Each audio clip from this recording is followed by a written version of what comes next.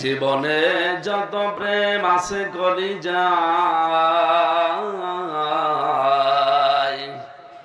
নবীজির তরে সবটুকু দিয়ে দেব তাই।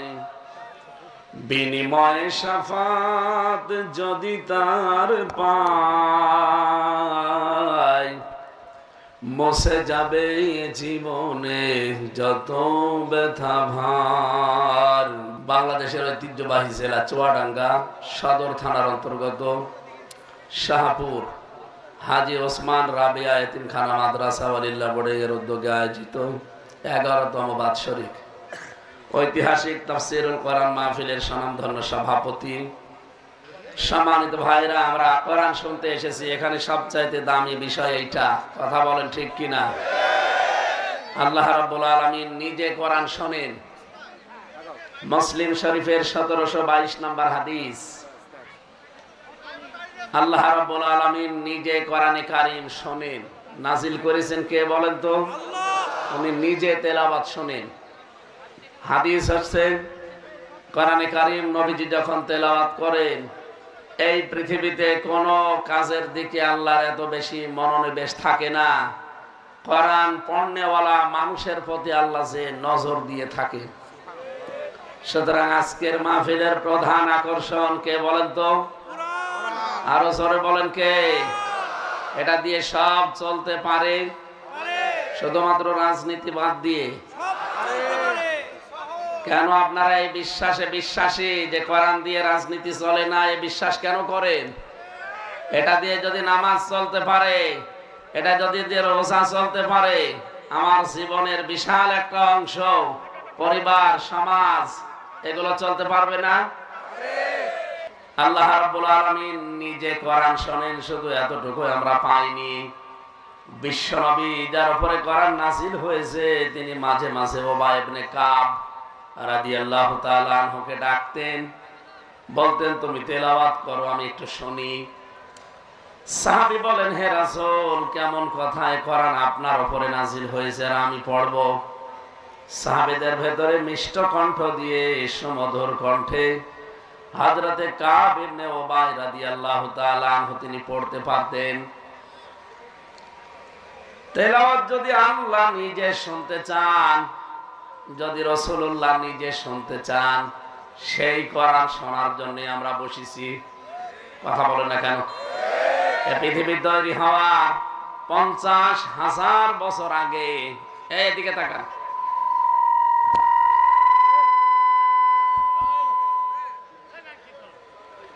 এই পৃথিবী তৈরি হওয়ার 50,000 বছর আগে আল্লাহ রাব্বুল আলামিন নিজে কোরআন তেলাওয়াত করে শুনিয়েছিলেন ফেরেশতাদেরকে।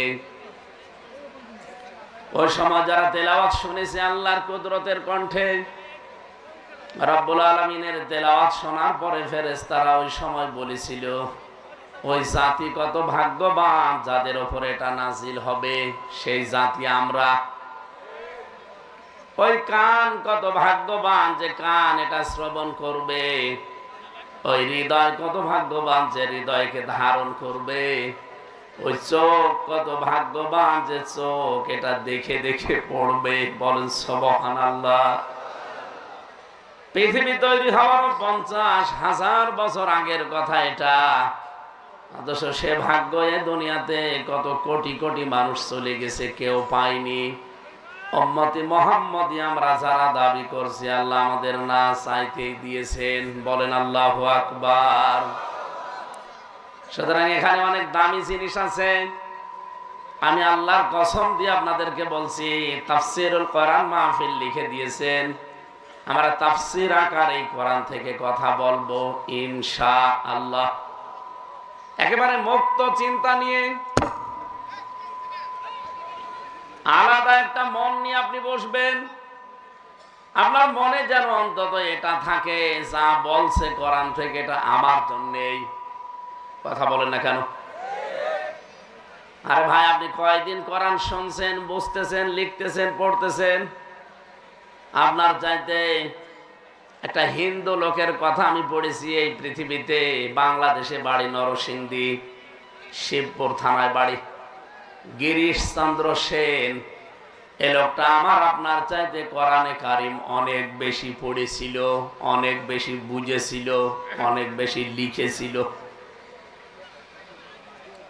আমরা বাংলা ভাষাভাষী যারা কোরআনে কারিমের ব্যাখ্যা লিখেছে তার ভেতরে সেই লোকটাও একজন। সর্বপ্রথম একজন লিখেছেন মাওলানা আমির উদ্দিন বসু মিয়া। এরপরে 2 নাম্বার আর একজন আছে, 3 নাম্বারে এই হিন্দু বেটা। পড়া কোরআন শরীফ সে শুধু অর্থ লেখেনি, আমি তার জীবনী পড়তে গিয়ে পেয়েছি সে তাফসীরও লিখেছে। এখানে আমি সহ যত বড় বড় আলেম আছে, আজকের যার নাম বললাম, সাবেক অধ্যক্ষ মাওলানা আব্দুল জলিল সাহেব সহ যত আলেম আমরা আছি, কেউ বলতে পারবেন না যে পড়া কোরআন শরীফের প্রতিটি শব্দ আমার জানা আছে। পারবে? কেউ পারবে? আমি পড়েছি পুরাটা, কয়েকবার আমার শেষ হয়েছে, কিন্তু আমার সব মনে নেই। এখন আবার দেখা লাগবে, আবার স্টাডি করা লাগবে। বলেন তো হিন্দু বেটার কি মেধা দিয়েছিল আল্লাহ, আর কি পড়া পড়েছে, কি আয়ত্ত ছিল তার। ওরা কোরআন শরীফ একেবারে তার নখদর্পণে ছিল। এক একটা শব্দের একটা অর্থ না, একাধিক অর্থ তার জানা ছিল, নয়তো সে তাফসীর লিখতে পারতো না। কথা বলেন না কেন?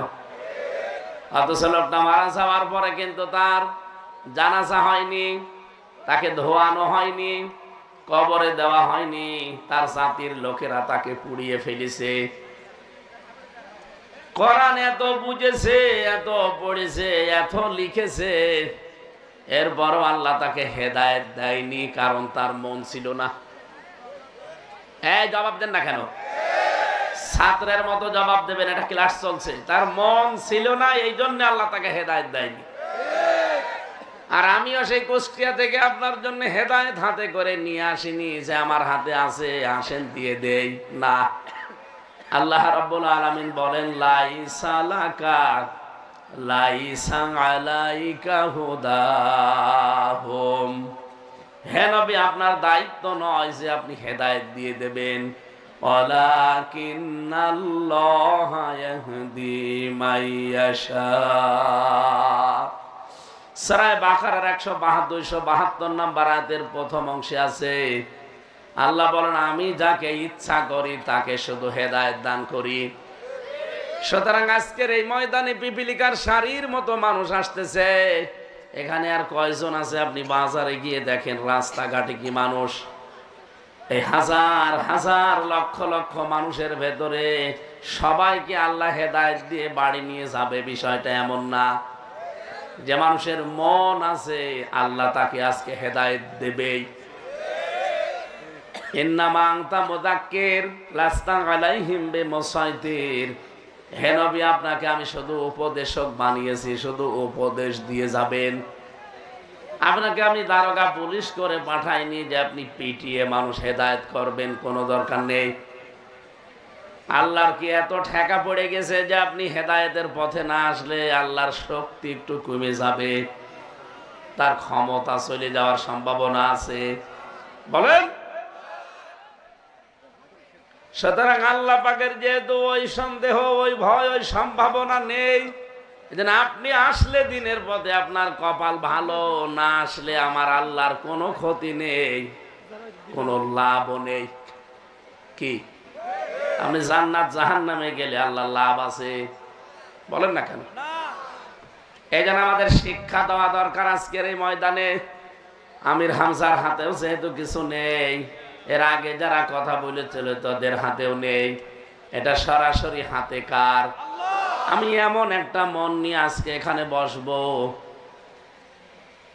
অন্তত আল্লাহ পাক আমার অন্তরের দিকে তাকিয়ে যেন হযরত ওমরের মতো হেদায়েত দিয়ে দেন।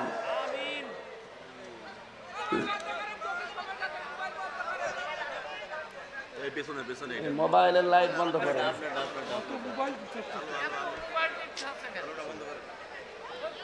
এই জন্য ঢালা ভাবে মাহফিল গুলো আর নেব না, সামনে থেকে যেখানে সেখানে যাব না। একটা আলোচনা বোঝাতে হলে পরিবেশ লাগে, এত ডিস্টার্ব করলে হয় না। হ্যাঁ, এখানে যারা দাঁড়িয়ে আছেন আর জায়গা পাচ্ছেন না পেছনে, সব এখানে দাঁড়িয়ে আছেন, একটা জায়গা হলো দাঁড়ানো।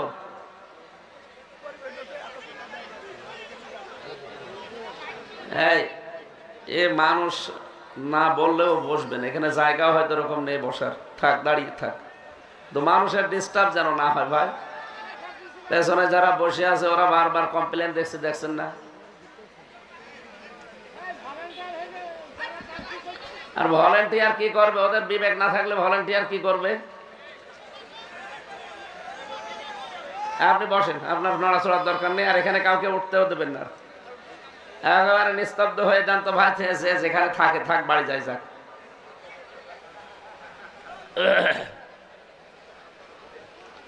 চুয়াডাঙ্গাবাসী, যে আল্লাহ আমাদেরকে কোরআনে কারীম শোনার জন্য নিয়ে এসেছেন, এমন কোরআন আমরা শুনতে এসেছি। আল্লাহ রাব্বুল আলামিন নিজে কোরআনের পরিচয় পুরা কোরআনে কম বেশি তিনি দিয়ে দিয়েছেন আগেই।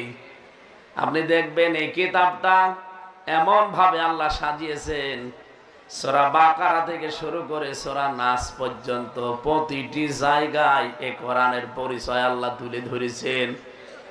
আমরা এমন একটা কিতাব থেকে কথা শুনছি, পৃথিবীর ৪৫০০ ধর্মের গ্রন্থ আছে। যত গ্রন্থগুলো পৃথিবীতে ধর্মীয় মানুষেরা মেনে চলে, তারা কম্পিউটারের ভেতরে ঢুকিয়েছে। ৪৫০০ ধর্মের গ্রন্থগুলো কম্পিউটার বলেছে এর ভেতরে ভুল আছে, রং ইনফরমেশনের ভেতরে পাওয়া যায়। কোরআনে কারীমকেও ঢুকিয়েছিল, একবার, দুইবার, তিনবার না ১০ বার ঢুকিয়েছে। ১০ বারই লেখা উঠেছে যে এর ভেতরে কোনো সন্দেহ নেই, ভুল তো দূরের কথা। রব্বুল আলামিন বলেন, যালিকাল কিতাবু লা রাইবা ফীহ, এই কিতাব এমন ভাবে আমি আল্লাহ নাযিল করেছি, এর ভেতরে ভুল তো দূরের কথা, সন্দেহের অবকাশ পর্যন্ত নেই। সূরা ফাতিহা দিয়ে শুরু। আমি একটা গবেষণা বলছি, ভালো করে খেয়াল করবেন, এদিকে তাকান। সূরা ফাতিহার ভেতরে যতগুলো অক্ষর ওরা কোরআন পড়তে লাগে ২৯টা অক্ষর, তার ভেতরে সূরা ফাতিহাতে আপনি ৭টা অক্ষর পাবেন না। বলেন তো ২৯-এর ভেতরে ৭ বাদ গেলে কত থাকে? ২২টা অক্ষর নিয়ে আমার আল্লাহ কোরআনে কারীমের সূরা ফাতিহা সাজিয়েছেন। আমি নিজে কোন তাফসীর গ্রন্থ থেকে তথ্যটা উদ্ঘাটন করে পেয়েছিলাম। রব্বুল আলামিন এমন সুন্দরভাবে সূরা ফাতিহা সাজিয়ে দিয়েছেন,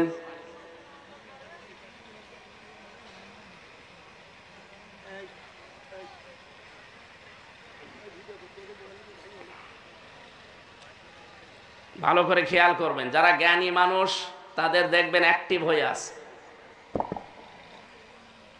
প্রথম নাম্বারে আপনি সূরা ফাতিহার ভেতরে সা অক্ষর পাবেন না। ২৯টা অক্ষর ভেতরে ৭টা অক্ষর আল্লাহ এই সূরার ভেতরে দেননি। কেন দেননি? যারা মনীষী, চিন্তাশীল, যারা চিন্তা করে এটা বের করেছে। ১ নাম্বারে কি অক্ষর নেই? সা। বলেন বলেন। সোয়াদ দিয়ে কোন অক্ষর লিখলে হয় সবির, মানে ধৈর্যশীল।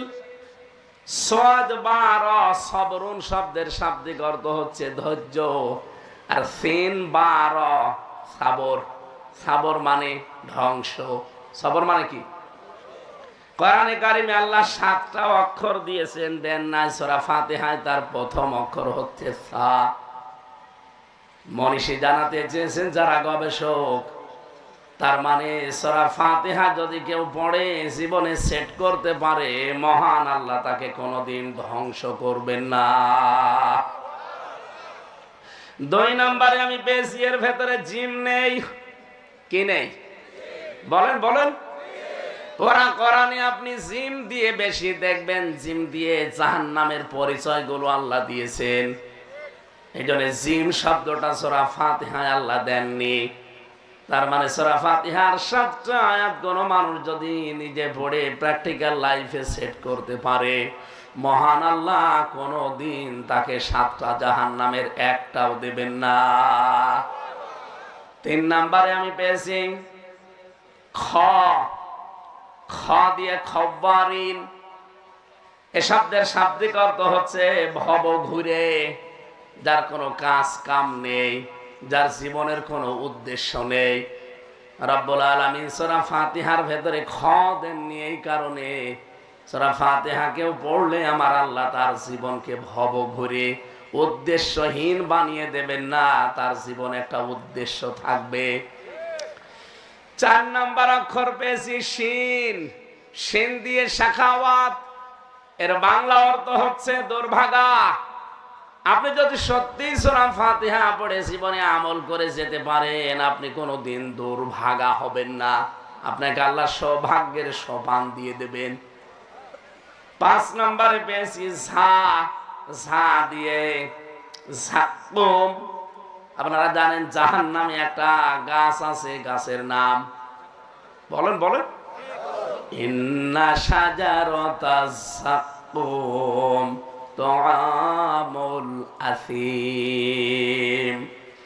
রব্বুল আলামিন বলেন অবশ্যই আমি জাহান্নামের ভেতরে যাকুম গাছ তৈরি করেছি, এটা পাপীদের খাবার। কোন মানুষ যদি সূরা ফাতিহা পড়তে পারে, এই যাকুম ঝা শব্দটা যেহেতু আল্লাহ দেয়নি, তাকে জাহান্নামের ওই যাকুম গাছ কোনোদিন তার কাছে আসতেও পারবে না। এরপরে বেশি জ দিয়ে আমরা বুঝি জুলমাত মানে অন্ধকার।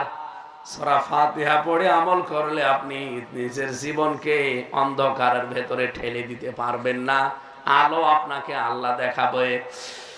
7 নম্বরে পেয়েছি ফা। ফেরাকুন। ফেরাকুন মানে বিচ্ছেদ। রব্বুল আলামিন বলেছেন এই পৃথিবীতে অনেক কিছু তোর থেকে বিচ্ছেদ হয়ে যেতে চায়। আমি যে সূরাটা দিয়েছি কমপক্ষে 17 ফরজ নামাজ 17 রাকাত পড়া লাগে, অন্য নামাজ না পড়লেও। 24 ঘন্টার ভেতরে একজন মানুষ 17 রাকাত মাস্ট বি নামাজ পড়াই লাগবে। কথা বলেন না কেন? কি নামাজ সেটা? ফরজ। কি নামাজ? যদি নফল বাড়াতে থাকেন তাহলে আরো বাড়বে। আপনাকে মাস্ট বি এই 17 বার সূরা ফাতিহা তো পড়াই লাগবে। কোন মানুষ যদি সূরা ফাতিহা পড়তে পারে, এর উপরে তার জীবনটা উঠে যায়, মহান আল্লাহ এই পৃথিবীতে তাকে কোনো কিছু থেকে বিচ্ছেদ ঘটাবেন না। আজ বাংলাদেশ থেকে অনেকের বিচ্ছেদ হয়ে গেছে, সামনে অনেকের হওয়ার সম্ভাবনা আছে। আমি আপনাকে ইন্ডিকেট করে বলছি না, বাস্তবে দেখে বলছি। কত কিছু থেকে আপনার বিচ্ছেদ। আপনি মায়ের কাছে থাকতে পারেন না, বাবার কাছে থাকতে পারেন না, সন্তানের কাছে থাকতে পারেন না, দেশের জনগণের কাছে থাকতে পারেন না, সর্বোপরি যিনি আমার মালিক, মালিকের কাছ থেকেও আপনি বিচ্ছেদ হয়ে গেছেন। প্রশ্ন আসতে পারে সূরা ফাতিহা তো প্রতিদিন পড়ি আমি, না। সূরা ফাতিহার ভেতরে যে 7টা আয়াত দিয়ে আল্লাহ সাজিয়েছেন, পুরা কোরআন শরীফে আপনি যা পাবেন এই 7টা আয়াতের ভেতরে আল্লাহ সব লুকিয়ে রেখেছেন। কোন মানুষ যদি 7টি আয়াত সত্যিই বোঝে আর পড়ে, ওর জীবনে কোনোদিন আল্লাহ থেকে শুরু করে কোন সৃষ্টি জগতের বিচ্ছেদ ঘটবে না। সর্বশেষ আয়াতটা আপনি আরো বাড়ি দিয়ে ফের পড়বেন তাফসীর সহ। গায়রিল মাগদুবি আলাইহিম ওয়ালাদ-দাল্লিন।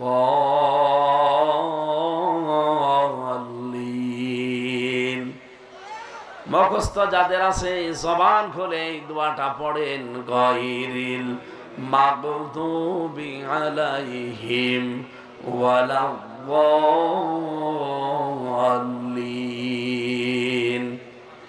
আপনি প্রতিদিন এই দোয়াটা আল্লাহর কাছে করছেন, রব্বুল আলামিন তুমি তাদের পথে আমাদেরকে চালাবে না যারা মাগদুব এবং দল্লিন। যত তাফসীর পৃথিবীতে আছে সব মুফাসসির এই 2টা শব্দের ব্যাখ্যায় লিখেছেন মাগদুব এবং দল্লিন মানে ইহুদি আর খ্রিস্টান। কেন? তাফসীরে মুফাসসিরে ইকরাম লিখেছেন দেখেন তো আপনার জীবনে মেলে কিনা। যদি আমার জীবনেও মেলে, আমি এই মুহূর্তে থেকে এই সিদ্ধান্ত পাল্টিয়ে ফেলবো। আপনার জীবনে যদি মিলে যায়, আপনাকেও পাঠানো লাগবে। কে কথা বলছেন এখন? ইহুদি আর খ্রিস্টানদের উপরে আল্লাহ যে 2টা কিতাব দিয়েছিলেন, একটার নাম আমরা জানি তাওরাত আর একটার নাম ইনজিল। জানেন না? মুসা নবী আর ঈসা নবী এত বড় বড় বড় পাওয়ারফুল নবী, তারাও ছিল আল্লাহর সাথে কথা বলতো একজন, আর আল্লাহ যাকে রুহ বলেছেন রুহুল্লাহ। এই দুইজন নবী কিতাব পেয়েছেন, এত বড় বড় কিতাব, অথচ তাদের কিতাবে আমাদের নবীর পরিচয় আর সম্মান মর্যাদা আল্লাহ তুলে ধরেছেন 1000 বারের উপরে। কোরআন শরীফের ভেতরে মুসা নবীর নাম আপনি 1000 বার পাবেন না, ঈসা নবীর নাম 1000 বার পাবেন না। 300 কয় জায়গায় যেন মুসা নবীর নাম আছে, 200 কয় জায়গায় যেন হযরত ঈসা নবীর নাম আছে, অথচ মুহাম্মদ রাসূলুল্লাহর পরিচয়টা আল্লাহ তুলে ধরেছেন তাওরাতে আর ইনজিলে 1000-এরও বেশি। ওই জামানায় যাদের উপর ওই কিতাবটা নাযিল হয়েছিল, যেহেতু তারা ইহুদি এবং খ্রিস্টান, আপনারা জানেন আমি বাইরের দেশগুলো যখন সফর করেছি দেখেছি ইহুদির সাথে চলতাম, খ্রিস্টানদের সাথে চলতাম। বিশেষ করে আমি এই যে বাইরের দেশগুলো কিছুদিন আগে আমার নিয়ে গিয়েছিল, থাইল্যান্ড, সিঙ্গাপুর, মালয়েশিয়া সহ যতগুলো দেশে আমার আল্লাহ নিয়ে গেল, যে আমি আগে দেখি ওই দেশে খ্রিস্টান, ইহুদি, বৌদ্ধ আছে কিনা।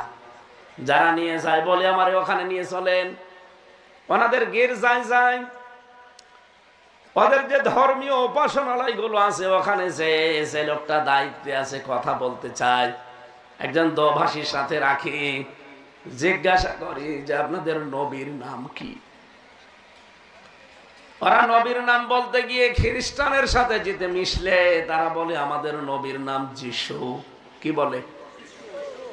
তখন আমি কোরআনে কারীম থেকে আয়াতগুলো কোট করে করে বলি, না আপনাদের নবীর নাম যিশু না, আমাদের তো আপনার নবীর নাম ঈসা। নাম কি? আপনারা নামটা পাল্টিয়ে দিয়েছেন, শুধু নবীর নামকে পাল্টান নাই, আপনাদের উপর যাইছে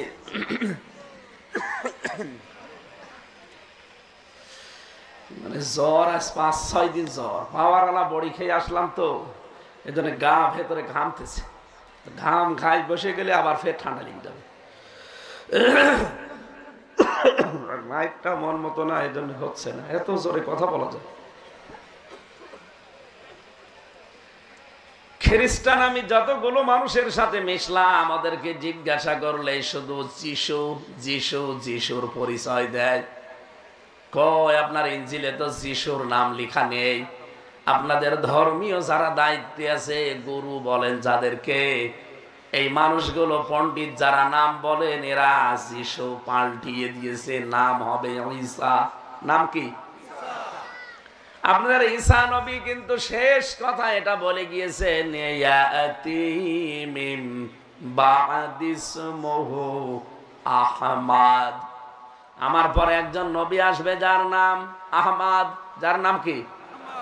আমাদের নবীর নাম 7টা আল্লাহ উল্লেখ দিয়েছেন, তার ভেতরে আহমদ একটা, মোহাম্মদ একটা, আব্দুল একটা, মুজাম্মিল একটা, মুদ্দাসসির একটা, ইয়াসিন একটা, তোহা একটা।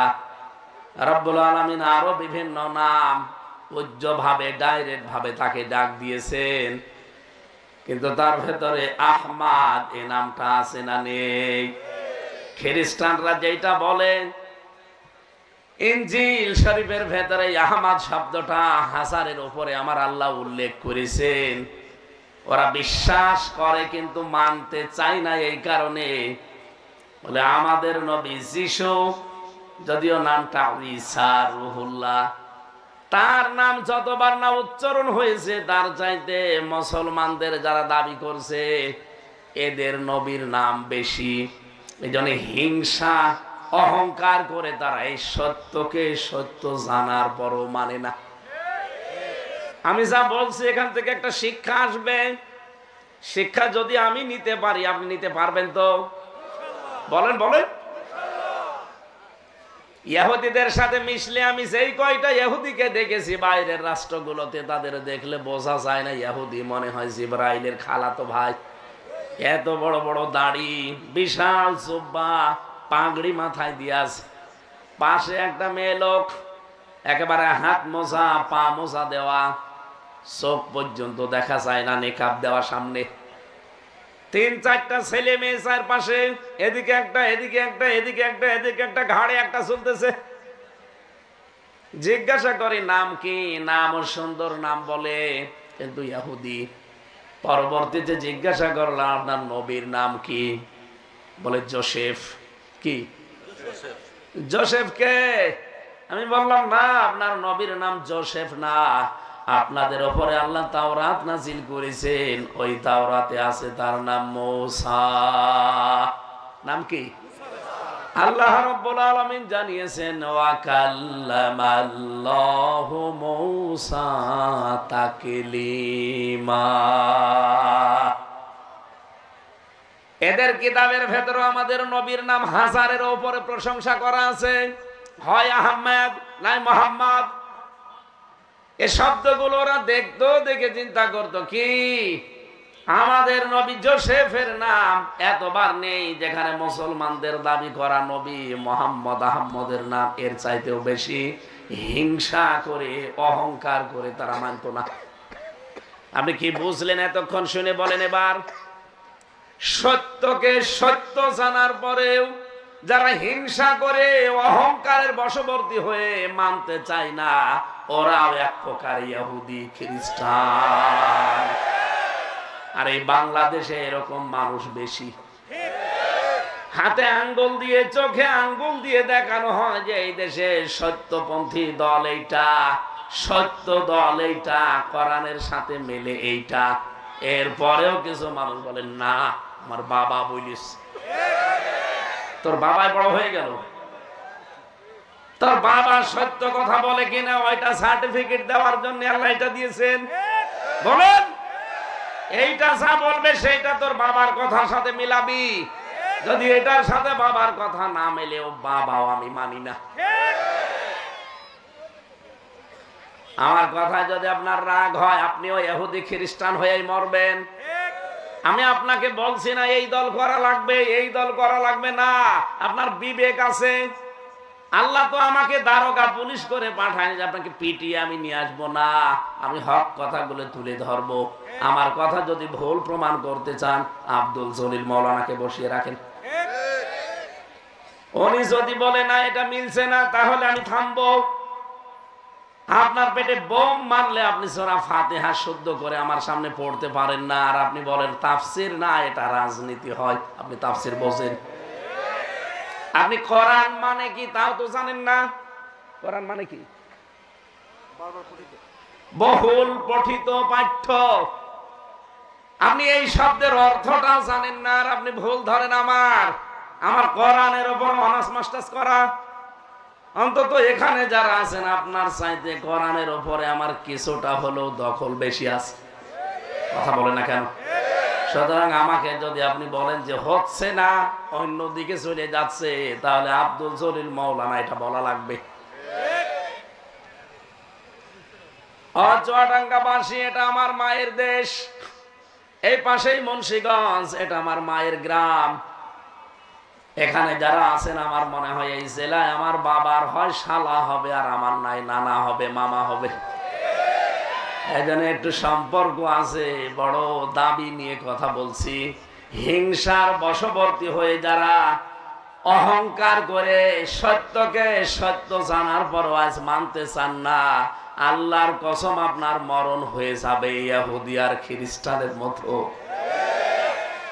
সূরা ফাতিহাতে আল্লাহ যে 7টা অক্ষর দেননি, কেন দেননি? এই কারণে আপনাকে আল্লাহ সৌভাগ্যশালী করতে চান। কি শব্দ দিয়ে আল্লাহ সৌভাগ্যশালী করতে চেয়েছিলেন? রব্বুল আলামিন কোরআনে কারীমের সূরা ফাতিহায় 7টা অক্ষর না দিয়ে জানান দিয়েছেন তামাম দুনিয়ার মানুষেরা। সা দিয়ে সাবরুন, সাবরুন মানে ধ্বংস। আমি আল্লাহ সূরা ফাতিহা যদি সত্যি পড়ে দুনিয়ায় আমল করে আসতে পারো, দুনিয়া আখিরাতে তুই কোনোদিন ধ্বংস হবি না। বলেন সুবহানাল্লাহ। সেই কোরআন থেকে কথা শোনার জন্য নিশ্চুপ হয়ে যারা বসে আছেন, আমরা সব বাদ দিয়ে দিলাম। এবার সরাসরি তাফসিরে প্রবেশ করছি। কোরআনে কারিমে 114টা সূরা আল্লাহ দিয়েছেন। ৬৬৬৬টি আয়াত আছে, এটা প্রসিদ্ধ।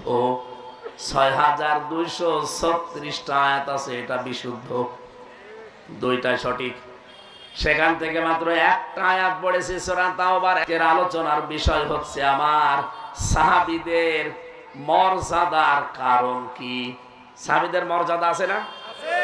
কি মর্যাদা আমার আল্লাহ সূরা তাওবার ১০০ নম্বর আয়াতে ঘোষণা দিচ্ছেন, ওয়াস-সাবিকুনাল আউয়ালুনা মিনাল মুহাজিরিনা ওয়াল আনসার ওয়াল্লাযীনা তাবাউহুম বিইহসান। মুহাজির এবং আনসারদের ভেতরে যারা সর্বপ্রথম ঈমানের দিক থেকে অগ্রগামী এবং তাদের অনুসারী যারা যুগে যুগে সরল ভাবে, একনিষ্ঠ ভাবে, মন মতো যে মানুষগুলো তাদের অনুসরণ করে দুনিয়া থেকে বিদায় নিচ্ছে, রাদিয়াল্লাহু আনহুম, আল্লাহ নিজে তাদের উপরে রাজি হয়ে গেছেন। তাহলে এখানে তিনটা বিষয়ের নাম পেয়েছি আমরা। এইদিকে তাকান। এক নম্বরে আনসার এবং মুহাজির। আনসারদের ভেতরে যারা, মুহাজিরদের ভেতরে যারা সর্বপ্রথম ঈমানের দিক থেকে অগ্রগামী, প্রথম যারা ঈমান এনেছিলেন, আল্লাযীনা তাবাউহুম বিইহসান, আর সঠিকভাবে, সরলভাবে, ভালোভাবে, দয়ার সাথে যারা তাদের অনুসরণ করে দুনিয়ার জীবনটা শেষ করতে পারবে, তার মানে আমরা কি কিয়ামত পর্যন্ত যেহেতু তাদের অনুসারী, অনুগামী থাকবে। রব্বুল আলামিন বলেন, আমার সিদ্ধান্ত, আমি আল্লাহ নিজে তাদের উপরে রাজি হয়ে গেছি এবং তারাও আমি আল্লাহর উপরে রাজি হয়ে গেছে। শুধু এতটুকুই না, তাদের জন্য এবার পুরস্কার দিলাম, ওয়া'আদ্দা লাহুম জান্নাত। এই মানুষগুলোর জন্য আমি আল্লাহ প্রস্তুত করে রেখেছি আমার বাগান, জান্নাত। তাদেরই তাহতাহাল আনহার, তাহতিনা, এর আগে মিন শব্দটা নেই, এই জন্য তাহাতা হবে।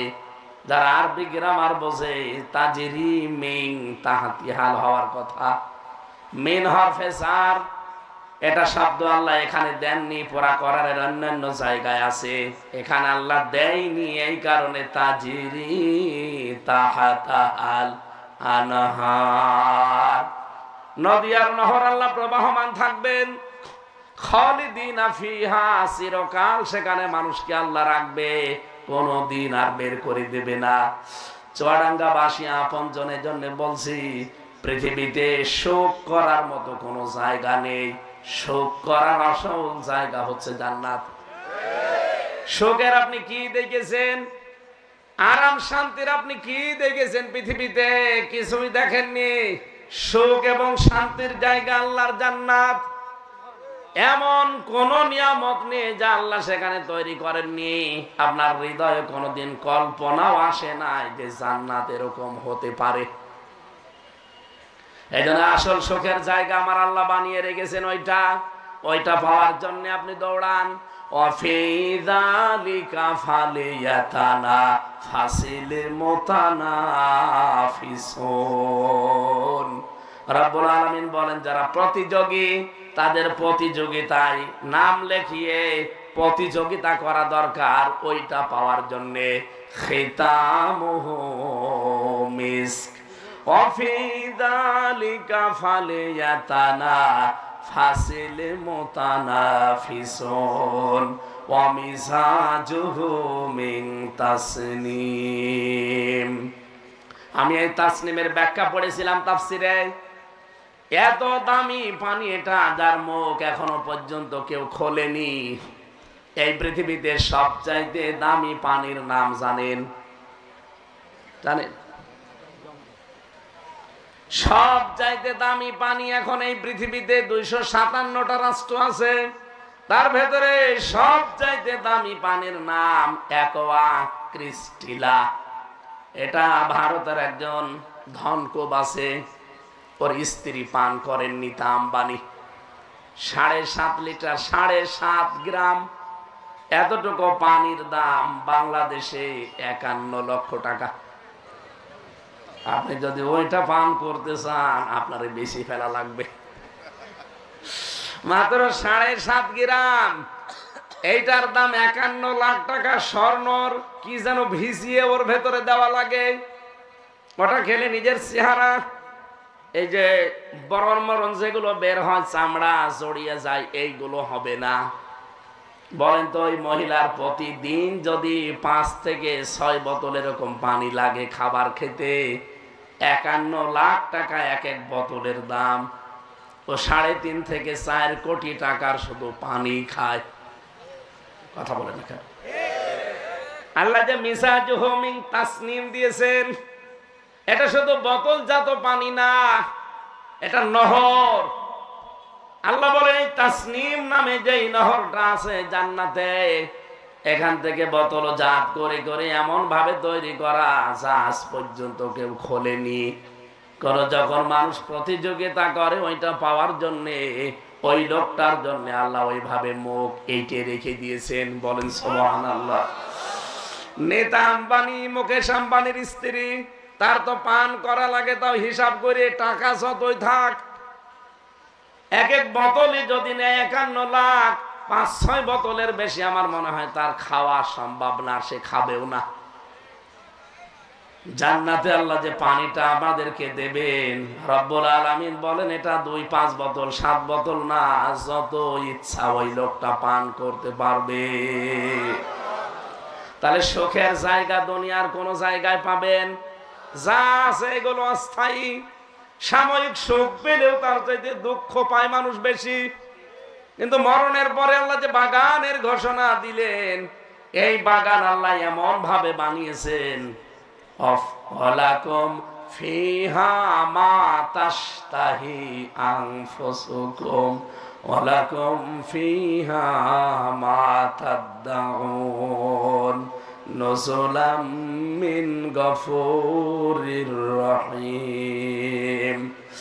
রব্বুল আলামিন বলেন এমন ভাবে জান্নাত আমি বানিয়েছি, মানুষ চাওয়ার আগে জিনিস পেয়ে যাবে। এরা রহমান দয়াময়ের পক্ষ থেকে একটা মেহমানদারি। রব্বুল আলামিন এই জিনিস যাদের জন্য রাখলেন, বললেন একবার যদি আমি কাউকে প্রবেশ করাই এই বাগানে, কোনদিন তাকে আমি আল্লাহর বের করে দেব না। খালিদিনা ফিহা লা ইয়াবগুনা আনহা হিওয়ালা। আমি তো বের করে তাকে দেবই না। লোকটা কোনদিন জান্নাতে যদি যেতে পারে, ও বের হতেও চাইবে না। বলেন আল্লাহু আকবার। যালিকাল ফাউজুল আযীম। এইটাই মহা সফলতা। এই সফল হওয়ার জন্য আজ পৃথিবীতে যারা চেষ্টা চালিয়ে যাচ্ছে, সবচাইতে বেশি এই সফলতা পাওয়ার জন্য চেষ্টা চালিয়েছে নবীরা। কারা? এদের পরে সবচাইতে বেশি চেষ্টা চালিয়েছে সাহাবীরা। সাহাবীরা কেন আল্লাহর কাছে এত মর্যাদা পেয়েছেন, আমি 10টা কারণ খুঁজে পেয়েছি তাফসিরে। এদিকে তাকান, এই 10টা বিষয় আজকে আপনি এখান থেকে নিয়ে যাওয়া লাগবে। এই পৃথিবীতে সবচাইতে বেশি আল্লাহ রাজি আর খুশি হয়েছেন কাদের উপরে? নবীদের। বলেন বলেন। নবীদের পরে আল্লাহ সবচাইতে বেশি খুশি হয়েছেন সাহাবীদের উপরে। আজ পৃথিবীতে বহু দল বিদলে মানুষ বিভক্ত হয়ে অনেকে সাহাবীদের ভেতরে সবচাইতে দামি যিনি হযরতে আবু বকর, যাকে জান্নাতের প্রতিটি গেট ডাকতে থাকবে, তাকে পর্যন্ত খারিজি যারা আছে এরা গালি দেয়। এক কথা বলছে না কেন? হযরতে আলী নবীর জামাই, তাকে পর্যন্ত গালি দেয়। এ বাংলাদেশে, ভারতে, পাকিস্তানে, বিশ্বের কতগুলো দেশ আমাকে আল্লাহ নিল, আমি অন্য দেশে পাইনি। এই 3টা দেশে একটা মিথ্যা কথা কারা যেন ছড়িয়ে দিয়েছে। এদেশে যারা একামতে দিনের আন্দোলন করে, বাংলাদেশ, ভারত আর পাকিস্তানে, তারা নাকি সাহাবীদের বিদ্বেষী। একটা পুরা ডাহা মিথ্যা কথা। আরে ভাই, আপনার চাইতে পড়াশোনা আমি জীবনে একেবারে কম করিনি। কওমি মাদ্রাসায় আমার পড়া আছে, হাফেজিতে পড়া আছে, কারিয়ানা পড়া আছে, আলিয়া মাদ্রাসায় সর্বোচ্চটা পড়া আছে, বিশ্ববিদ্যালয় শেষ করা আছে। আমি একেবারে মাথায় এক গোবর পুরে বসে নেই। এরা যদি সাহাবায়ে কেরামের বিদ্বেষী হতো, সাহাবীদের প্রতি যাদের হিংসা বিদ্বেষ, এরা যদি সাহাবীদের গালি দিত, একটা শব্দ যদি আমি কোন জায়গায় পেতাম, আল্লাহর কসম কোনদিন একামতে দিনের সাপোর্ট করতাম না। আপনি কোন কারণে এই মুসলিম মানুষদের উপরে একটা মিথ্যা তহমত লাগিয়ে রাখবেন? জীবনে কোনোদিন পড়িয়েছেন নাকি সব শুনে শুনে? এখানে যারা বসে আছেন আমি প্রত্যেককে চ্যালেঞ্জ দিচ্ছি, এই যে মিজান, অনেকেই বলে মিজানের পাল্লা মানে দাড়ি পাল্লা। এ জায়গায় যারা বসে আছেন একজনও জীবনে কোনো অভিধানে পেয়েছেন যে মিজান মানে দাড়ি পাল্লা লিখা আছে? না, কেউ পাননি আর পাবেনও না কোনোদিন। কারণ মিজান মানে দাড়ি পাল্লা না, মিজান মানে মানদণ্ড। মিজান মানে কি? চেয়ারম্যান সহ যত মানুষ এখানে বসে আছে জিজ্ঞাসা করেন তো, জন্মের পর থেকে শুনে আসতেছে মিজানের পাল্লা মানে, বলেন কেন এই কথা বিশ্বাস করবেন? আপনি কোনোদিন পড়লেন না শুনে শুনে। সাহাবীদের বিদ্বেষী একামতে দিনের আন্দোলন করে যারা দিন কায়েম করতে চায়, দিন প্রতিষ্ঠা করতে চায়, ওদের কি মাথা খারাপ হয়ে গেছে? আল্লাহ যাদের উপরে রাজি তাদের উপরে তহমত দিয়ে, তাদের উপরে গালি দিয়ে, তাদেরকে ছোট করে কোনোদিন জান্নাতে যাওয়া যাবে? কেন আপনি এই মিথ্যা তহমত তাদের উপরে লাগাবেন? কোনোদিন পড়েছেন তাদের লিখিত বইগুলো? আমি এই শব্দটা যেহেতু এসেছে এর নিরসন করতে চাই। মিজান, যারা বলেন যে মিজানের পাল্লা মানে দাড়ি পাল্লা, এদিকে তাকান, যে উঠে চলে যায় যাক, প্রয়োজন যদি থাকে যাবে, অসুবিধা নেই। আপনি এসেছেন একজন হলো, আপনি শোনাবো মিজান মানে কি বলেন। বলেন, পৃথিবীর প্রতিটি জিনিস মাপ দেওয়ার যন্ত্র আছে না? ভালো করে খেয়াল করেন তো, এই যে বিশাল সামিয়ানা দেখা যাচ্ছে, এটা যদি আপনাকে বলি ভাই এটা মাপ দিয়ে দেন তো, এটা কি দাড়ি পাল্লায় তুলে দেবেন? এটা মাপ দেওয়ার জন্য একটা আলাদা যন্ত্র আছে, তার নাম ফিতা, গজ। এই কথা বলছে না কেন? এই যে পানি দিচ্ছিল আমাকে একটু আগে চা, এই পানি জাতীয় কোন জিনিস যদি আপনাকে বলে আপনি একটু মাপ দিয়ে দেন তো, ফিতা দিয়ে মাপবেন? এটা মাপার জন্য সিসি আছে, লিটার আছে। চাউল দিলাম আপনাকে, এক মোট চাউল যে মেপে দেন তো, একটা একটা করে গণনা করবেন? ওটা মাপ দেওয়ার জন্য কেজি লাগে, পাথর লাগে, বাটখারা লাগে। দুনিয়ার যত জিনিস, প্রতিটি জিনিস পরিমাপ করার জন্য আলাদা আলাদা যন্ত্র আছে। আরো জোরে বলেন, এই জবাব দেওয়া লাগবে, আছে না? কিয়ামতের ময়দানে আমরা সবাই জানি আমাদের আল্লাহ পাক মিজানে মাপবেন আমল। কি আমল মানে? কাজ। আমল মানে সারা জীবনও শোনেন নিজে আমল মানে কাজ। বলেন বলেন, আরো জোরে বলেন, আমল মানে কি? না সবাই বলেন আমল মানে, আরেকবার বলেন আমল মানে কি? এবার আপনাকে আমি বলছি ভাই 5 কেজি কাজ মেপে দেন তো। কোন ধান্দায় আছেন আপনি এতদিন? এই যে শুনে শুনে মিজানের পাল্লা মানে দাড়ি পাল্লা। কোন পাগলও বিশ্বাস করবে যে কাজ 5 কেজি 10 কেজি মাপা যায়? কাজ আল্লাহ কিয়ামতের দিন মাপবেন। কাজ মানে আরবিতে কি? আমল। বলেন বলেন, আরো জোরে বলেন। আমল আবার 2 প্রকার, একটা বদ আমল, একটা নেক আমল। কিয়ামতের দিন আল্লাহ তো বদ আর নেক আমল মাপবেন না মাপবেন না? মিজানের পাল্লা, যার নাম আমরা বলি মিজানের পাল্লা, দাড়ি পাল্লায় তুলে মাপবে। তার মানে এই পাশে 10 কেজি কাজ, এই পাশে 5 কেজি কাজ মাপ দেবে। মিজান মানে যেহেতু মানদণ্ড, এটা ন্যায়ের প্রতীক। দাড়ি পাল্লা কি? আরো জোরে বলেন বলেন। এই বাংলাদেশে অনেকেই দাড়ি পাল্লা সহ্য করতে পারে না, কিন্তু হাইকোর্টে ঠিকই দাড়ি পাল্লা টাঙানো আছে। আপনি দেখেন হাইকোর্টে দাড়ি পাল্লা টাঙানো আছে, একেবারে সমান সমান। ওঠে কারা? এরা মাদ্রাসা ছেলেরা না? 1-1.5 ঘন্টা বসে থাকতে পারেন না, ভেতরে আসেন কেন? তাড়াতাড়ি চলে যান, যান। এখানে কত মেয়ের বাপ বসে আছে আপনি জানেন? এরা জামাই খুঁজতে এসেছে অনেকে। এখন যদি দেখে যে 1-1.5 ঘন্টা পরে চলে যাচ্ছে, ও সাদা বলবে যে বিয়ে শাদী আর দেওয়ার দরকার নেই, এই জন্য আর উঠবেন না। আমার একটু সময় দেওয়া যায় না ভাই? আমার ভাইরা যে কথা তুলেছিলাম, কিয়ামতের দিন আল্লাহ কাজ মাপবে, আমল মাপবে। আর কাজ মাপতে হয়, এখানে যদি পাগলকেও জিজ্ঞাসা করেন, পাগলও বলবে কাজ দাড়ি পাল্লা তুলে, ফিতা দিয়ে, গজ দিয়ে, লিটার দিয়ে, সিসি দিয়ে, কেজি দিয়ে মাপে না, কাজ মাপে গুরুত্ব দিয়ে। বলেন না কেন? কাজ মাপতে হয় কি দিয়ে? আরো জোরে, গুরুত্বের ভিত্তিতে কাজ মাপা লাগে। এই ময়দানে গুরুত্বপূর্ণ জিনিস হচ্ছে খুঁটি আর সামিয়ানা। এই দুইটা গুরুত্বপূর্ণ জিনিস যদি এখানে না থাকে, এখানে যত দামি জিনিস আছে কেউ কি এটা মঞ্চ বলবে? আরো জোরে বলেন। আপনার জীবনে আপনি আগে দেখবেন যে গুরুত্বপূর্ণ কোনটা। এজন্য যত ফরজ আল্লাহ কোরআনে দিয়েছেন দেখবেন প্রতিটি ফরজের ভেতরে আবার কিছু ফরজ আছে। মনে হয় বোঝাতে পারলাম না। যত রকমের ফরজ আল্লাহ কোরআনে দিয়েছেন প্রতিটি ফরজের ভেতরে আলাদা ফরজ আছে না নেই? নামাজ কি নামাজের ফরজ নেই? কয়টা? 13টা। এবার আরেকটা বানিয়ে বলছেন এখানে 13 ফরজ। বলেন এই যে নামাজ ফরজের ভেতরে আবার ফরজ কয়টা? বলেন বলেন। 13টা ফরজের 12টা আদায় করলেন, একটা করেননি, আপনার সওয়াব হবে 5টা। এখন যদি বলেন যে না, মানে একটা ফরজ শুধু বাদ দিলাম, 12টা আদায় করেছি, অন্তত 2টা সওয়াব দেন, হবে? এটা যেমন সহজে বুঝে ফেললেন।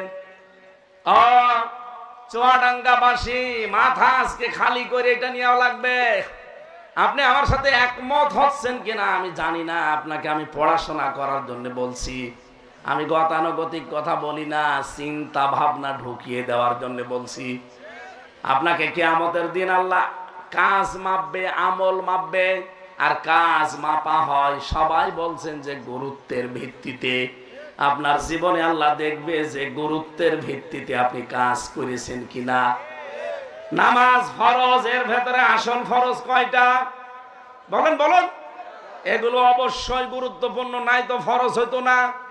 এরপরে আরেকটু কম গুরুত্বপূর্ণ আছে, যেটা না মানলেও নামাজ হয় কিন্তু সিজদা দেওয়া লাগে, তার নাম কি? ওয়াজিব। বলেন বলেন। এটা আবার ফরজের চাইতে এক ধাপ বেশি। কয়টা? 14টা। কয়টা? তাহলে 13টা। আর ওইদিকে আরো জোরে। এরপরে আর একটা ধাপ আছে সুন্নাত। কেউ যদি সুন্নাত না মানে তার নামাজ হবে না তা না, অপূর্ণাঙ্গ থাকবে। সেটা কয়টা? 19টা। কয়টা? বলেন বলেন। কেউ লিখেছে 17টা, কেউ লিখেছে 19টা। 17টায় ধরেন। কয়টা? আরো জোরে বলেন। ফরজ পেলাম কয়টা? ওয়াজিব, সুন্নাত 17। বলেন বলেন। নামাজ নষ্ট হয়ে যায় কয় কারণে? 19। কয়টা? আরো জোরে বলেন। কি বুঝলেন এখান থেকে? ধাপে ধাপে ফরজ আছে, ওয়াজিব আছে, সুন্নাত আছে, এরপরে নামাজ ভাঙার কারণ আছে, এরপরে মুস্তাহাব আছে, এরপরে মুবাহ আছে। এতগুলো বিষয় দিয়ে আল্লাহ নামাজটা সাজিয়েছেন, কিন্তু যত উপরে যাবেন তত সংখ্যা বাড়বে না কমবে? দেখেছেন ফরজ কিন্তু খুব বেশি না। এখানে ফরজ জিনিস মনে করেন খুঁটি আর এই সামিয়ানা, একে খুব বেশি। ফরজের চাইতে যেগুলো না হলে অন্তত এটা মঞ্চ হবে, সেটার কিন্তু বাহার বেশি। এই যে ফুল, ছাতা না হলে মঞ্চ হবে না, এদের বাহার দেখেছেন। এখানে কার্পেট বিছিয়েছে, কার্পেট না হলে এটা মঞ্চ হবে না, এর বাহার দেখেছেন কি সুন্দর লাগছে। অথচ আসল জিনিস এই সামিয়ানাটাও দেখেন আপনারা সুন্দরটা দিয়েছেন। এমনও সামিয়ানা দেখেছি 14 জায়গায় তালি লাগানো, কিন্তু সামিয়ানা সেটা তার মানে আমাদের আসল জিনিস এই ময়দানের জন্য পেলাম, এই মঞ্চের জন্য খুঁটি আর এই দুইটা যদি না থাকে, যত সুন্দর ফুলই দেন, যত সুন্দর কার্পেট দেন, যত সুন্দর সোফা চেয়ার দেন, এটাকে কেউ মঞ্চ বলবে? আপনার জীবনে আল্লাহ ফরজ গুরুত্বপূর্ণ, যেহেতু কাজ মাপা হয় কিসের ভিত্তিতে? আরো জোরে বলেন। এই কোরআনে আল্লাহ গুরুত্বপূর্ণ কাজ দিয়েছেন আমাদের জীবনে 500টি। কয়টা? যেটা ফরজ বলা হয়। আপনি 499টা পালন করেন, আর একটা তো করেন না, আরো বিরোধিতা করেন। কিয়ামতের দিন যখন আল্লাহ মাপ দেবে, বলেন তো আপনি কি ওই নামাজের মতো সওয়াব পাবেন না? জিরো। এই কথাটা এত সহজ ভাষায় বলার পরও বোঝেন না। বলে হুজুর আমি এখনো বুঝি নাই। এদিকে আসেন, কানের নিচে এমন জোরে দুইটা দেব, বুঝে ফেলবেন। বলেন এত সহজ করে বলার পরও যদি কেউ না বোঝে, আমার মনে হয় আজরাইল দেখার আগে আর বুঝবে না। এক কথা বলেন না কেন? এখন আপনাকে আমি চিন্তার খোরাকি দিলাম, আপনি ভাবেন আপনার জীবনের গুরুত্বপূর্ণ কাজগুলো কি আগে করতে পারছেন, নাকি ওয়াজিব সুন্নত নফল মুস্তাহাব মোবা নিয়ে পড়ে আছেন? আপনি ভাবেন তো আপনি কোন কাজে আছেন। এই কোরআন এই জন্যই তো আপনাকে বোঝা লাগবে, পড়া লাগবে। 500টা শরীয়তের বিধানের ভেতরে আছে। আপনি হয়তো মানেন 400টা মানেন, আর 100টা মানেন না। একটা ফরজ যেখানে বাদ গেলে পুরাটা বাদ, একটাও সওয়াব হয় না।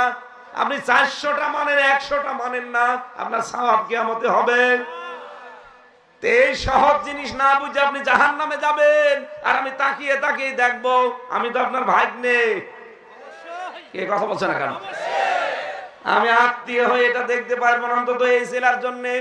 কালকে যাবো চট্টগ্রামের প্যারেড ময়দানে, ওরা যায় যাক না, এটা আবার রেকর্ড হচ্ছে, ওরা শুনে ফেলবে। ওরা আমার আপনার মতো আত্মীয় না, ওদেরকে আমি এত দরদ নিয়ে কালকে বলবো না। কালকে আমার আলোচনার বিষয় একটা ওরা সাজিয়েছে, সেটার উপরে কথা বলবো। আজকে আপনাকে আমি বাঁচাতে চাচ্ছি, আল্লাহর কসম। আমি কোরআনের চোখ লাগিয়ে, হাদিসের চোখ লাগিয়ে দেখতে পাচ্ছি গুরুত্বহীন কাজগুলোকে আমরা গুরুত্ব দেই, আর গুরুত্বপূর্ণ কাজ যেটা জীবনে দরকার ওইটা আমরা ছেড়ে দেই। চুয়াডাঙ্গাবাসী, যেই কথাটা বলছিলাম, সাহাবায়ে কেরাম আল্লাহর দরবারে কবুল হয়ে গেছে। আল্লাহ বলেন রাদিয়াল্লাহু আনহুম ওয়া রাদু আনহু, আমি নিজে তাদের উপরে রাজি হয়ে গেছি, তারাও আমার উপরে রাজি। তাদেরকে আমি সজ্ঞানে স্বেচ্ছায় হিংসা করব, গালি দেব, তাদেরকে ছোট বানাবো। আমি কি মানুষ? বলেন বলেন। আর আপনি কোন কারণে আমার উপরে দোষ চাপিয়ে দেন যে আমি সাহাবীদের দেখতে পারি না, সাহাবীদের গালি দেই? কোনদিন আপনি আমার লেখাপড়ায় পেয়েছেন? খালি শুনে শুনে ওই যে মিজানের মতো। মিজান মানে মানদণ্ড, আর সারা জীবন শুনছি মিজানের পাল্লা মানে কি। এই জন্য অনেকে মনে করে এমন সুবহানাল্লাহ পড়বো, এই দাড়ি পাল্লা পূর্ণ হয়ে যাবে, দু একটা গোনা যদি হয় অসুবিধা নেই। এই কারণেই তো মানুষ গোনা করে। মিজানের পাল্লার সঠিক নিয়মটা আমরা জানি না, এই জন্য আমরা গোনাও ছাড়তে পারি না। যদি জানতাম যে না কিয়ামতে আল্লাহ মাপ দেবে গুরুত্বের ভিত্তিতে, তাহলে অবশ্যই আপনার জীবনে অন্যায় বড় বড় গুলো ছেড়ে দিতেন। নামাজ যেমন বড় ফরজ, সুদ খাওয়াও বড় গুনাহ। বলেন বলেন, সুদ খাওয়া বড় গুনাহ না? এই চুয়াডাঙ্গা জেলায় এমন মানুষ আছে যারা টাকা ছেড়ে রাখে, টাকা আসে 1000 টাকা দিলে মাসে মাসে 200 টাকা বেশি দেয়। এটার নাম সুদ। নাম কি? আপনারা হয়তো ইন্টারেস্ট বলে চালান, অসুবিধা নেই, জিনিস যাই হোক। এক কথা বলছেন এখন, যারা খান সুদ, 1000 টাকা ছেড়ে রাখেন, মাসে মাসে 200 টাকা বেশি খান, আল্লাহর কসম আপনি মায়ের সাথে জিনা করছেন। এই কাজে আছেন কারা? হাত তোলেন তো। আলহামদুলিল্লাহ, আমার নানা হয় এরা, আমার মামা হয় এরা, এই কাজে থাকতে পারে। তাহলে এই যে ভিডিও হচ্ছে, আমার বদনাম হয়ে যাবে না? আলহামদুলিল্লাহ, যাক নেই। আমি বাংলাদেশের সারা দেশে এখন যাচ্ছি, প্রত্যেক জেলায় আমি এবার বলতে পারবো যে আমার মামারা নানারা সুদখোর না। যদি 2-1 জন থাকেন, অন্তত আজকে থেকে তওবা করে ছেড়ে দেবেন। কারা কারা এই টাকা ছেড়ে দেবেন হাত তোলেন তো। এই যে এবার আছে, আপনার কয় টাকা ছাড়া আছে? না, এর আগে তাহলে আপনি মিথ্যা কথা বলেছেন। যারা এরকম কাজে আছেন ভাই, আমি আপনাকে লজ্জা দিতে চাই না, আপনি আমার আত্মীয়। আশা করছে কিয়ামতের দিন আপনার এই জায়গায় আবার যেন লেখা থাকে না যে মায়ের সাথে জেনা করে এসেছে। বলেন নাউজুবিল্লাহ। চিন্তা করতে কেউ পারে যে মায়ের সাথে জেনা করে কোনোদিন জান্নাতে যাওয়া যায়? বলেন বলেন। আপনি দরকার না খেয়ে মরে যান, অসুবিধা নেই, কিন্তু এই সুদের সাথে জড়িত হওয়া যাবে, কারণ এটা বড় গুনাহ। নামাজ যেমন বড় সওয়াবের কাজ, সুদও বড় গুনার কাজ। কথা বলেন না কেন? আপনি মনে করছেন নামাজও পড়ি সুদও খায়, অসুবিধা নেই, দাড়ি পাল্লায় তুলে দেবে, এই কারণে আপনি ছাড়তে পারেন না। অথচ দাড়ি পাল্লার কোনো মাপই নেই, এখানে মাপ হবে গুরুত্বের ভিত্তিতে। আপনার জীবনে যদি গুরুত্বপূর্ণ কাজই আপনি ছেড়ে দেন, তাহলে আপনার ফল হবে 0 অথবা 0। কথা বোঝা? কথা বোঝা যায়? আল্লাহ আমাদেরকে এবার আমল করার তৌফিক দাও, বলেন আমিন। এটা সাহাবীরা যেহেতু অনেক ঊর্ধ্বে, একজন সাহাবীকে কোনো মানুষ যদি মেনে চলতে পারে, বিশ্বনবী বলেছেন সে লোকটা হেদায়েত পেতে বাধ্য। সুতরাং যে কোনো সাহাবী যারাই আছে, নাম জানা না জানা যারাই শুনেছেন, যে কারো দর্শন আপনি অনুসরণ করতে পারেন। সাহাবায়ে কেরামের মর্যাদার কারণ আমি পেয়েছি কোরআনে 10টা। কয়টা? 1 নম্বরে তারা আল্লাহ এবং রাসূলের প্রতি আনুগত্যশীল ছিল। আমরা আজ ওই পর্যায়ে পৌঁছাতে পারি না, এই জন্য আল্লাহ আমাদেরকে তাদের মতো কবুল করেন না। কোরআনে কারীমের সূরা আনফাল 22 নম্বর আয়াতে পাবেন, 9 নম্বর পারা 18 নম্বর পৃষ্ঠার 7 নম্বর লাইনে আছে 3 নম্বর রুকুতে, ইয়া আইয়ুহাল্লাযীনা আমানু আতিউল্লাহ ওয়ার রাসূলাহু ওয়া লা তাওয়াল্লাউ আনহু ওয়া আনতুম তাসমাউন। বলেন আল্লাহু আকবার। রাব্বুল আলামিন বলেন, তোমরা আমি আল্লাহর এবং তার রাসূলের আনুগত্য করো। ওয়ালা তাওয়াল্লাউ আনহু ওয়া আনতুম তাসমাউন। এই কথা শোনার পরে তোমরা যেন কেউ মুখ ফিরিয়ে চলে যেও না। এগুলো শোনার পরে যারা মুখ ফিরিয়ে চলে যায়, এ মানুষগুলো জীবনে আল্লাহর দরবারে কবুল হওয়ার কোনো সম্ভাবনা নেই। এজন্য আমরা শুনলাম, আর সাহাবীদের মতো যদি বলতে পারি ক্বালু সামি'না ওয়া আতা'না, শুনলাম এবং মেনে নিলাম, তাহলে আল্লাহ হেদায়েত দেওয়ার একটা সম্ভাবনা আছে। বলেন সুবহানাল্লাহ। আমাদের যা জীবনের আমল আখলাক, আমাদের যা কাজ কারবার, আমরা হেদায়েত পাবো কিনা বলতে পারি না। কিন্তু পৃথিবীতে যদি আল্লাহ রাসূলের কথা শোনার পরে মন থেকে মেনে নেওয়ার সিদ্ধান্ত নিতে পারেন, আমরা গ্যারান্টি দিতে পারি আপনি হেদায়েত পাবেন। 2 নম্বরে আমি পেয়েছি, সাহাবীদের ভেতরে দানশীলতা সবচাইতে বেশি ছিল। আমাদের ভেতরে এখনো ওইটা তৈরি হয়নি। নবীজি পৃথিবীতে এটা উজ্জ্বল দৃষ্টান্ত হয়ে আছেন। একদিক থেকে নবীজির আসতো, আর একদিক থেকে তিনি দিতে শুরু করতেন। সকাল থেকে সন্ধ্যা হয়ে যেত, সর্বশেষ দেখা গেছে বিশ্ব নবীর বাড়িতে কিছুই নেই। চুয়াডাঙ্গাবাসী সাহাবীদের মর্যাদার কারণ, তারা আল্লাহর দরবারে কবুল হওয়ার পেছনে 2 নাম্বার কারণ কি বললাম? দানশীল ছিলেন তারা। হযরতে আবু বকরকে কানের ভেতরে কে যেন আওয়াজ দিয়েছে, বিশ্বনবী তাবুকের ময়দানে যাবেন, যে যার সামর্থ্য অনুযায়ী মসজিদে নববীতে নবীজির রুমাল বিছানো আছে, তোমরা দিয়ে আসো। হযরতে আব্দুর রহমান বিন আউফ তিনি 3 মণ সোনা দিয়েছিলেন ওই ময়দানে। যার যার সম্পদ ছিল সবাই দিয়ে আসতেছে। বিশ্ব নবী ডাক দিয়ে বলেন, কই আমার আবু বকরকে তো দেখি না। তাকিয়ে দেখলেন হযরতে আবু বকর এক জায়গায় পেছনে দাঁড়িয়ে আছে, হাতে একটা টোপলা আছে, নবীজির সামনে রাখলেন। ঝাড়া দেওয়া দেখা গেল কয়েকটা পয়সা, কয়েকটা চাউল আর কিছু ছাই। ডাক দিয়ে বলেন, আবু বকর এই যা নিয়ে আসলেন, ঘরে আর কিছু আছে তোমার? বড় ডাক দিয়ে বলে ইয়া রাসূলুল্লাহ, আমার বাড়িতে শুধু বাকি আছে আল্লাহ আর তার রাসূলের নামের বরকত। আজ আমাদের জীবনটা আল্লাহর কাছে কবুল হতে চায় না, এই কারণে, কারণ দানের মন মানসিকতা এখন ওইভাবে তৈরি হয়নি আমাদের। আমরা সম্পদগুলোকে সব আপন মনে করে থাকতে চাই, অথচ এটা জাহান্নামী মানুষদের গুণ।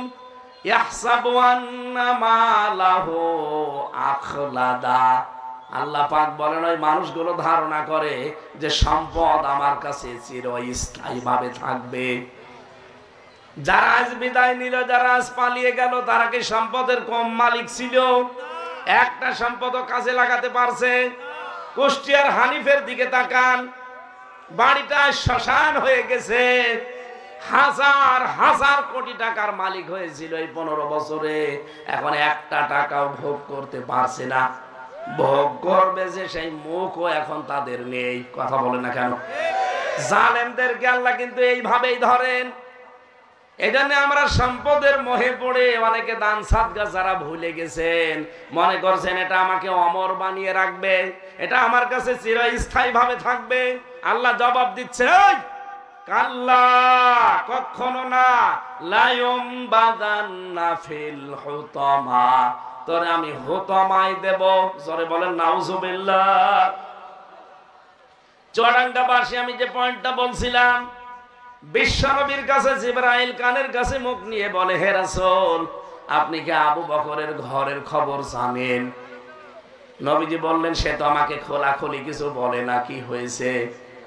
ফেরেশতা বলে, হে রাসূল, বাড়ি থেকে আসার সময় সিদ্দিক আকবরের স্ত্রী রমানা রাদিয়াল্লাহু তাআলা আনহা, সেই মহিলা ডাক দিয়ে বলেছে, স্বামী আমার নবী জিহাদের ময়দানে অর্থ কালেকশন করছে, সবাই তো সব কিছু দিচ্ছে, আমার তো দেওয়ার আর কিছু নেই, একটু দাঁড়াও।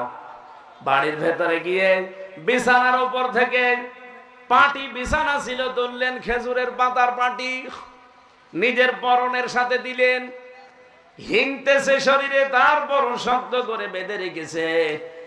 কাপড়টা পুরাতন হয়ে গেছে, অথচ তিনি শ্রেষ্ঠ ধনীর 7 জন ধনী ছিল ওই জামানায়, তার ভেতরে তিনি একজনের স্ত্রী। কাপড়টা খুলে প্যাকেট করে স্বামীর হাতে দিয়ে বললেন, নবীজির সাহাবীরা জিহাদের ময়দানে যারা আহত হবে, এটা ব্যান্ডেজের কাজে লাগবে।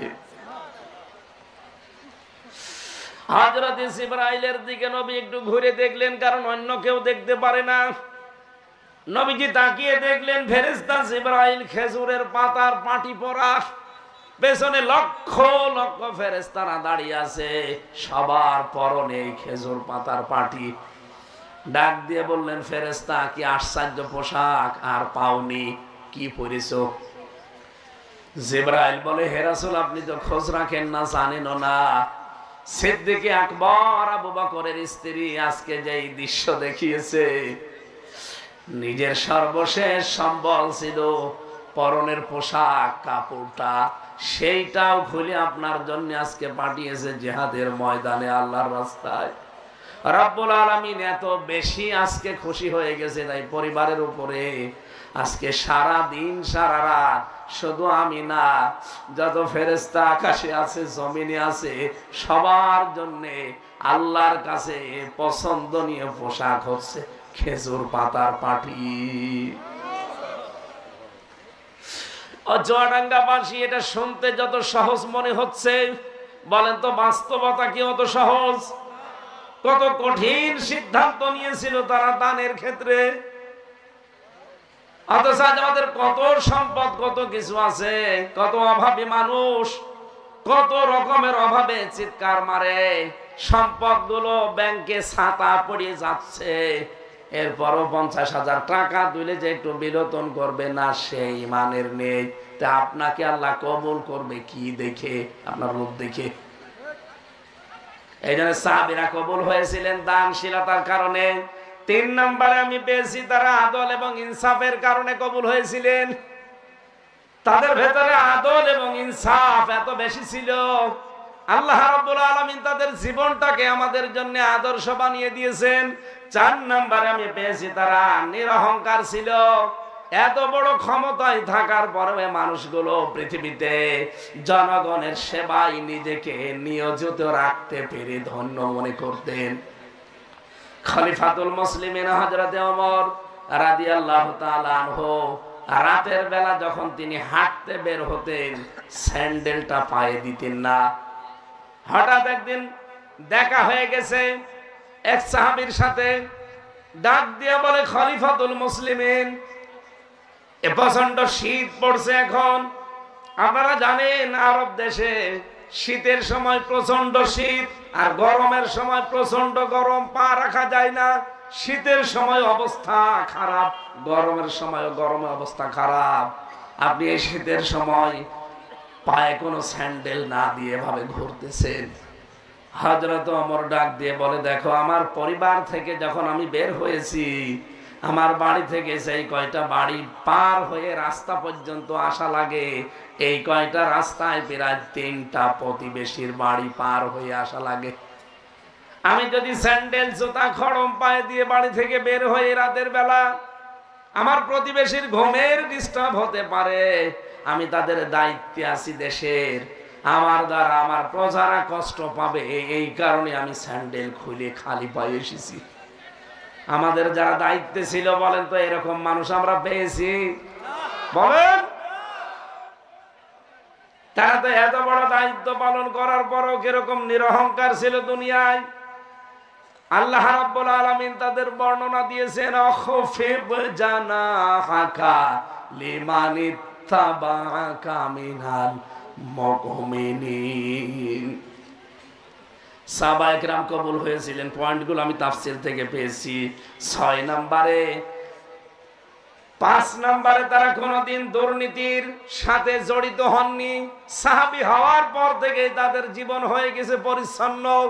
আর বাংলাদেশে যারাই রাজনীতি করছে আমরা দেখি, যদি ওর কর্মজীবন আলাদা না থাকে, ওর জীবনটা পুরাই দুর্নীতি। এই দেশে যারা রাজনীতি করবেন আগামী থেকে, তাদের আলাদা কর্মজীবন থাকা লাগবে। এই কথা বলছেন না কেন? হযরত আবু বকরের চাইতে আপনি বড় রাজনীতিবিদ হয়ে পড়েছেন। আপনি আর কতটুকু জায়গা চালান? হযরত আবু বকর দেশের প্রেসিডেন্ট ছিলেন। প্রতিদিন তিনি তার কর্মজীবন একটা আলাদা বানিয়ে রেখেছিলেন। তার এলাকার ভেতরে যারা উটের দুধ দহন করতে পারতো না, তিনি এই দায়িত্ব নিয়ে রাতের একটা সময় তিনি দুধ দহন করে ওখান থেকে কিছু পয়সা কামাই করতেন। আজ বাংলাদেশেও যারা সত্যি রাজনীতি করে ইসলাম দিয়ে, আপনি দেখেন তার প্রতিজনের আলাদা একটা ছোট্ট কর্মজীবন আছে। আর এই দেশে আমরা অন্যান্য বহু দলের এমন নেতা দেখতে পাই যাদের কোনো কাজ নেই, কর্মজীবন নেই, শুধু পেশায় রাজনীতি। তার মানে এটা রাজনীতি না, এটা পেশা না, এটা ওর দুর্নীতির কামাই করার ফসল। সাহাবায়ে কেরাম আল্লাহর কাছে কবুল হয়েছিলেন। আপনি হননি কেন? হননি এই কারণে আপনার আলাদা কোনো কর্মজীবন আছে। বলেন এত ছোট কাজ আমি করব? আরে বেটা, আপনি কত বড় মানুষ। সে যদি মানুষের উটের দুধ দহন করে জীবিকা নির্বাহ করতে পারে, কাপড় সেলাই করতেন রাতের বেলা, তাও খেলাফতের দায়িত্ব পালন করে। আল্লাহর দরবারে এত বেশি কবুল হওয়ার পেছনে আমি কারণ একটা পেয়েছি আবু বকরের। তিনি একবার তার সন্তান এসে বলে, মা আমি একটু পায়েস খেতে চাই। মা বলছে, পায়েস খাওয়ার মতো তো কিছু ঘরে নেই, তোমার বাবাকে বলি। বাবা ওই সময় দেশের রাজা, প্রেসিডেন্ট।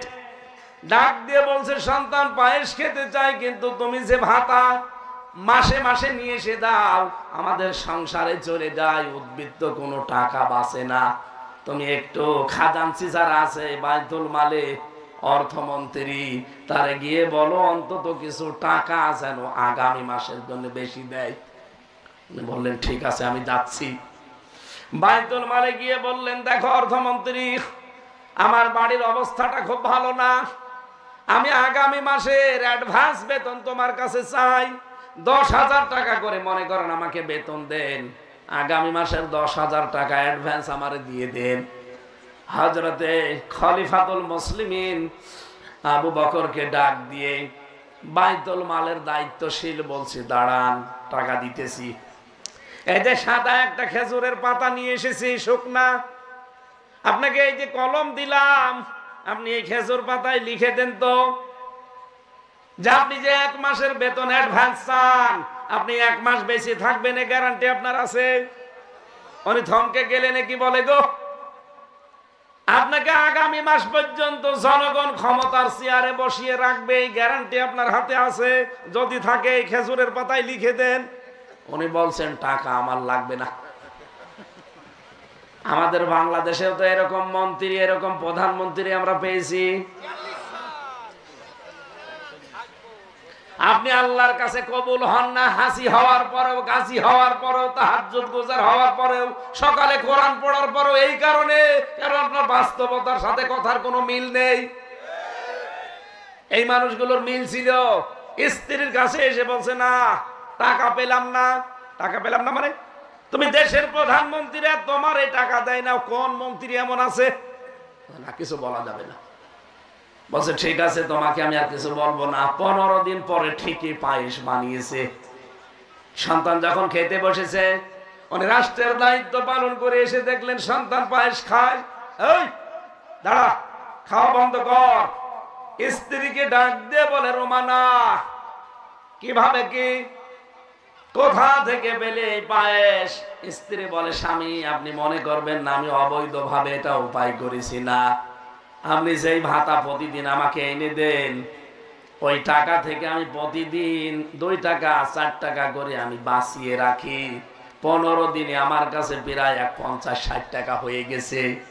এই টাকা আমি পাশের বাড়ির একজনকে দিয়ে 2 কেজি আটা নিয়েছি, ওইটা দিয়ে আজকে পায়েস বানিয়েছি। হযরত ওমর সঙ্গে সঙ্গে ছেলেকে নিয়ে চলে গেলেন। অর্থমন্ত্রীর কাছে গিয়ে বলে, ভাই আগামী মাস থেকে তুমি আমারে 10,000 টাকা দাও, 9,940 টাকা দিবা। কেন? কারণ 60 টাকা কম হলো আমার সংসার চলে।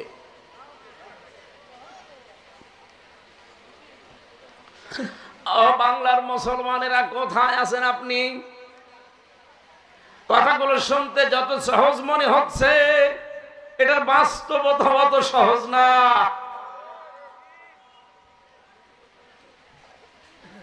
তাদের স্ত্রীরা আল্লাহ বানিয়ে দিয়েছিলেন ওই রকম, আর আমরাও যেমন 2 নাম্বার, আমাদের বউগুলো 4 নাম্বার। কথা বলেন না কেন? স্বামী তো চোর আর স্ত্রী হচ্ছে বাটপার। ওরা যদি ওই সময় বলতেন যে হ্যাঁ তুমি এইভাবে করেছো, ঠিক আছে, আগামী মাস থেকে 10,000 বেতন পায়, এমন ভাবে অর্থমন্ত্রীর কাছে বলবো যেন 12,000 হয়ে যায়। যে বলছে দেখো 9,940 টাকা আমার দিবা, কারণ আমি ভেবে চিনতে দেখলাম যে 60 টাকা কম হলো আমার সংসার 1 মাস চলবে। এই টেন্ডেন্সি ভেতরে আমাদের যতদিন দায়িত্বশীল যারা আছে তাদের তৈরি না হবে, এই দেশটা ততদিন জান্নাত হবে না।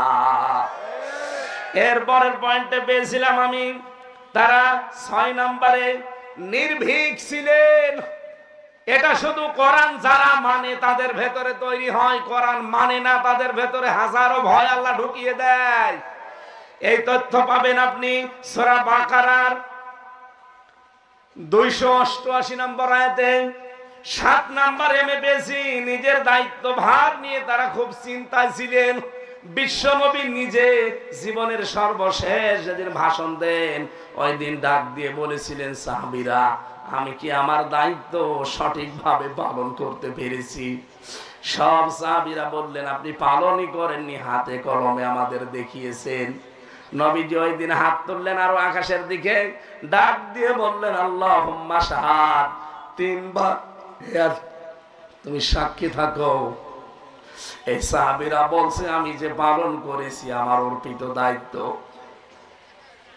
নবীজি নাই চলে গেলেন, আপনি নিজের দিকে তাকিয়ে বলেন তো, আপনার জীবনে যে দায়িত্ব আল্লাহ দিয়েছেন, আপনি কিন্তু উম্মতি মুহাম্মদী, সাধারণ মানুষ না। কিয়ামত পর্যন্ত যারা আসবে আমরা সবাই এক একজন দায়িত্বশীল। এর আগে যত নবী চলে গেছে ওই নবীদের সাক্ষী হব আমরা। আমি এমন জীবন গঠন করেছি যা আমার বিরুদ্ধে সাক্ষী দাঁড়াবে। আমি সাক্ষী দেব তো দূরের কথা, আমার বিরুদ্ধে সাক্ষী দাঁড়াবে। কথা বলেন ঠিক কিনা? এজন্য এমন জীবন তৈরি করা দরকার, কিয়ামতের ময়দানে আমি যেন অন্যান্য নবীর বিরুদ্ধে, অন্যান্য নবীর উম্মতের বিরুদ্ধে সাক্ষী হতে পারি। নবী তো ঠিক তার অর্পিত দায়িত্ব পালন করে সাক্ষী নিয়ে গেলেন। আপনার সাক্ষী আছে? আপনি 10 বছর, 15 বছর, 20 বছর দায়িত্বে ছিলেন। বিদায় নেওয়ার সময় আপনার অধীনস্থ মানুষগুলো কান্নাকাটি করার কথা বলে না কেন? কান্নাকাটি দূরের কথা, আর আপনার বিরুদ্ধে তারা কথা বলতে পারলে বাঁচে। আমি কুষ্টিয়ার সাবেক এক এসপি, নাম নিচ্ছি না, এর বিদায় অনুষ্ঠানে ছিলাম। পেছনে বসে আছি, দেখি 2 জন কনস্টেবল বলা বলি করছে, ও শালা চলে যাচ্ছে, ভালো হচ্ছে। আপনার পুরা কর্মজীবনটাই মাটি। আপনি তো এমন ব্যবহার করবেন, আপনি চলে যাওয়ার সময় অধীনস্থ মানুষগুলো অন্তত হাও মাও করে আপনাকে জড়িয়ে কাটবে। বলুন, এজন্য সাহাবায়ে কেরাম আল্লাহর দরবারে মর্যাদা পাওয়ার কারণ আমি 8 নম্বরে পেয়েছি, তাদের তাকওয়া ছিল। এটা সূরা আলে ইমরানের 196 নম্বর আয়াতে পাবেন। এরপরে পেয়েছি সর্বশেষ, তারা আদর্শ নেতৃত্ব দান করেছেন এই দুনিয়ায়। সূরা হাদীদের 25 নম্বর আয়াতে আল্লাহ তথ্য দিয়েছেন। 10 নম্বরে আমি পেয়েছি, তারা পৃথিবীতে সবচাইতে বেশি কন্দনশীল ছিলেন। তাদের কথা বলার আগে কান্না চলে আসতো। আর আমাদের হৃদয়টা গোনা করার কারণে এত কঠোর হয়ে গেছে, কথা বলার আগে কান্না না, হাত তুলে কিয়ামত পর্যন্ত বসে থাকলেও কান্না আসে না। কোরআনে কারীম জানিয়েছে, ফালিয়াদহাকু ক্বালিলা ওয়া লিয়াবকু কাসীরা। বেশি বেশি করে কাঁদবা আর কম কম হাসবা। ও চুয়াডাঙ্গাবাসী, জেলখানায় আমি 3টা বছর ফাঁসির কন্ডেম সেলের ভেতরে 24 ঘন্টা ওরা আমারে তালা লাগিয়ে রাখতো, কারোর সাথে কথা বলতে দিত না। সিসি ক্যামেরা দিয়ে রেখেছিল, আমি যেন কারোর সাথে কথাও না বলি, দেখাও না করি, যোগাযোগ বিচ্ছিন্ন। আমি রাতের বেলা পাশের রুমে মাওলানা মামুনুল হক, আর ওই পাশের রুমে আমিরে জামাত ডাক্তার শফিকুর রহমান, তার পাশের রুমে কন্ডেম সেলের ভেতরে দেখেছিলাম মাওলানা সাখাওয়াত হোসেন রাজিকে। গভীর রজনীতে এই মানুষগুলো 3:30 4টার দিকে উঠে এমন জোরে জোরে কন্দন করতেন, মনে হচ্ছে শিশুর মতো কেউ মেরেছে। এ কন্দন এমনি আপনার আসবে না। আপনার জীবন সম্পর্কে যখন এরকম ধারণা আসবে, যে 10টা পয়েন্ট বললাম, বলেন তো কোনটার ভেতরে আপনি আছেন? আপনি আনুগত্যতে আছেন? বলেন, আপনি দানশীলতায় আছেন, নির্ভীকতায় আছেন? কত ভয় আপনাকে চেপে ধরে, পরিবারের ভয়, সমাজের ভয়, রাষ্ট্রের ভয়, বড় লোকের ভয়। অথচ আপনি ইমানদার দাবি করতে সাহাবীদের মতো কবুল হতে চান আল্লাহর দরবারে। সব ভয় আপনার অন্তর থেকে তো আল্লাহ ওই দিনই দূর করে দেওয়ার কথা। সেই দিন আপনি সিদ্ধান্ত নিতে পারেন। তার মানে এখনো সিদ্ধান্ত নিতে পারেননি, এখন আপনার পিছু টান আছে। আমার কথার অর্থ অবশ্যই আপনি বুঝেছেন, আমি জানি। আপনি জবাব না দিলেও আমি জানি আপনি বুঝেছেন। যারা জবাব দিচ্ছে ওরা তো বুঝেছে, আপনিও বুঝেছেন। এই জন্য নির্ভীক হওয়া লাগবে। পেছনের কোনো টান থাকলে আপনি সাহাবীদের মতো কবুল হতে পারবেন না। আল্লাহ আমাদেরকে এখানে ছাড়াই আসলাম এই 10টা বিষয় জীবনে যেন একেবারে প্র্যাকটিক্যালে সেট করে দেন। বলেন আমিন। আরো জোরে বলেন আমিন। আমার ভাইরা, হাজার হাজার মেয়ে লোক আপনাদের চাইতে বসে আছে। হয় আমার নানি হবে, মামি হবে, খালা হবে, আর এই জেলায় যেহেতু আমার শ্বশুর বাড়ি, হয় শাশুড়ি হবে। সম্মানিত মা এবং বোনেরা, আপনাদেরকে বলছি, শুধু নামাজ পড়া, রোজা রাখা আর কালো বোরকা পরা ইবাদত না। এই পৃথিবীতে মেয়েদের জন্য সবচাইতে বড় ইবাদত হচ্ছে ওয়াতুইনু আলা দীনিল হক। ওয়াতুইনু আলা দীনি যাওজাতিহা। আপনার স্বামী যদি, আপনার বড় ভাই যদি, আপনার বড় ছেলে যদি, আপনার উপরে যিনি আছেন দায়িত্বশীল, আপনার স্বামী হতে পারে, আপনার বড় ছেলে হতে পারে, আপনার বড় ভাই হতে পারে, আপনার বাবা হতে পারে, এরা যদি দিনে হক, যেটা সত্য দিন, ইসলামের জন্য কাজ করে, মানবতার সেবার জন্য বাইরে সময় দেয়, আপনি ঘরে বসে বসে খাদিজার মতো তাকে সাপোর্ট দেবেন? কথা বলেন না কেন? এই পৃথিবীতে খাদিজাকে আল্লাহ শুধুমাত্র জান্নাতে ঘর বানিয়ে তার জন্য পাঠিয়েছেন। আমি খাদিজার জীবনী পড়ে দেখেছি, জীবনে এক ওয়াক্ত নামাজ তিনি পড়েননি, একটাও রোজা জীবনে রাখেননি, একবারও তিনি হজ করেননি, একটা পয়সা তিনি যাকাত দেননি, একটা দিনও জীবনে পর্দায় থাকেননি। কারণ এই বিধানগুলো সব তার ইন্তেকালের পরে নাযিল হয়েছে। কথা বলছেন?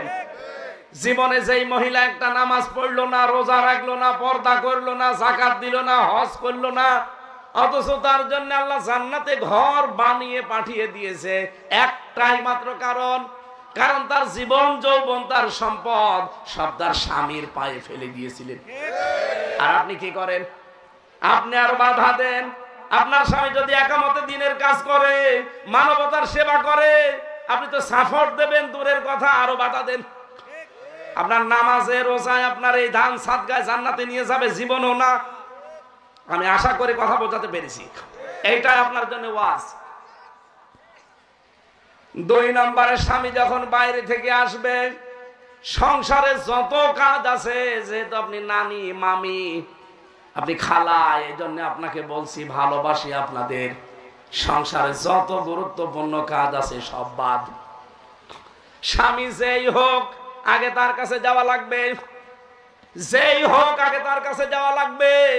এইটাই আপনার ইবাদত। এখন আপনি হাসি খুশি দিয়ে হোক, কথাবার্তা দিয়ে হোক, ব্যবহার আচার দিয়ে হোক, যেভাবেই হোক স্বামীকে খুশি করা লাগবে।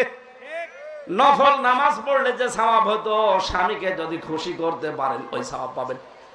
আপনি নফল নামাজ পড়লেই কবুল হবে এখন গ্যারান্টি আছে, কিন্তু আপনাকে দেখে আপনার স্বামী যদি হাসতে পারে, আনন্দ পায়, তার জীবনের কর্মজীবনের ক্লান্তি যদি দূর হয়ে যায়, আপনি বিশ্বাস করতে পারেন 500 রাকাত নফল নামাজের সওয়াব পেয়ে গেছে।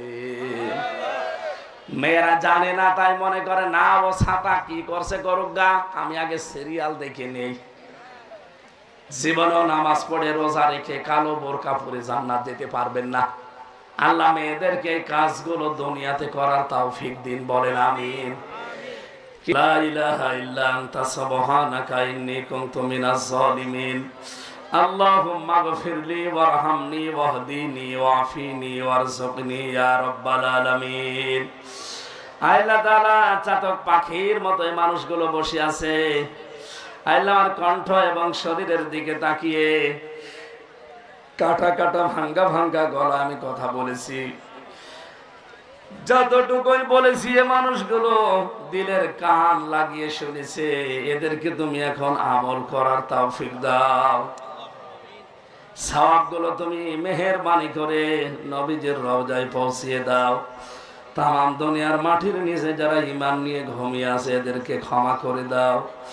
এ মাদ্রাসার সম্মানিত সভাপতি, প্রধান অতিথি, বিশেষ অতিথি, যত মেহমান এসেছে আল্লাহ তুমি কবুল করে নাও। এলাকায় মাটির নিচে যারা ঈমান নিয়ে ঘুমিয়ে আছে এদেরকে মাফ করে দাও। সম্মানিতা মা বোনেরা, পর্দার আড়ালে যারা বসে আছে, পরিবারে অনেকের শান্তি নিয়ে আল্লাহ তুমি মেহেরবানি করে সালাম নামের খাতিরে শান্তির ব্যবস্থা করে দাও।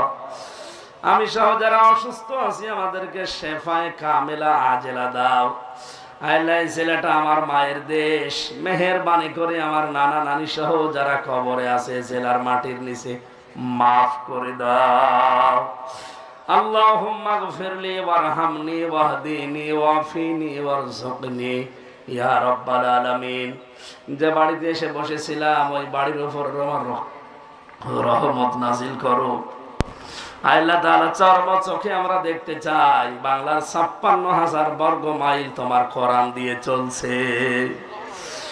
আগামীতে অনুষ্ঠানটা কোরআনের প্রচারের জন্য আরো বিশাল আকারে তুমি কবুল করে নিও। মনের ভেতরে যার যা কামনা বাসনা আছে আমাদের পূরণ করে দাও। বারাকাল্লাহু লানা ওয়া লাকুম ফিল কোরআনিল আযীম। আলহামদুলিল্লাহি রাব্বিল আলামিন। লা ইলাহা ইল্লাল্লাহু মুহাম্মাদুর রাসূলুল্লাহ।